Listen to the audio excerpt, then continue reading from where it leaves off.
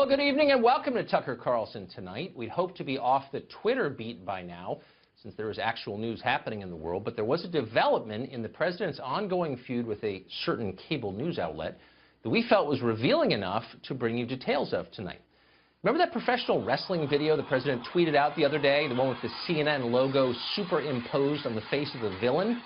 How could you forget that? Well, we interrupt this broadcast for some breaking news, because CNN had its own crack investigative team working through the night to hunt down who made that seconds-long piece of tape, because nothing is more important than that. And in the end, of course, they found out. Let them explain what happened next. The Reddit user behind it posted his apology after CNN identified and tried to contact him. He apologized for some of his other posts that were racist and anti-Semitic. Now, CNN is not publishing the user's name because of his apology, his removal of all the offensive posts, and his pledge not to repeat this behavior on social media. Well, there's a lot to unpack here. First, one of the biggest news organizations in the world spent a ton of money and a ton of time trying to find out who made this video. Now, you probably don't care who made it, because why would you care? Some guy on the internet, crushing him is not that important. But CNN felt it was vital. Why did they feel that way? Because in politics, all dissent merits a response, even if it was a joke. Whatever it takes to beat your opponent, in this case Trump, is worth doing. So this is Oppo research, posing as journalism. Then there's the question of this guy's name. CNN is keeping it secret. Why are they doing that?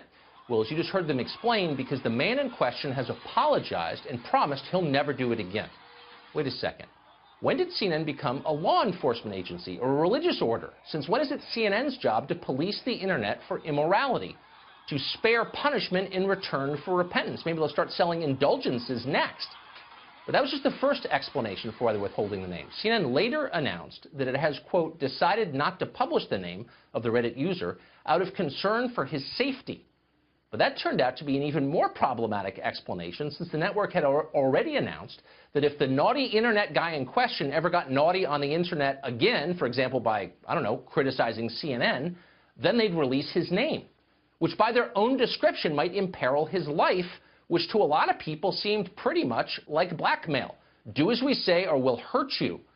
Conventional news organizations don't typically make threats like that, ever.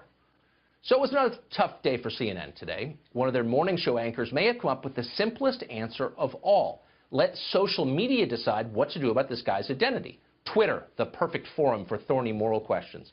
Here's the quote. Should CNN reveal name of Reddit user who made Trump wrestling video? That's a tweet from Chris Cuomo. Quote, had a lot of bigoted and hateful material on page and website.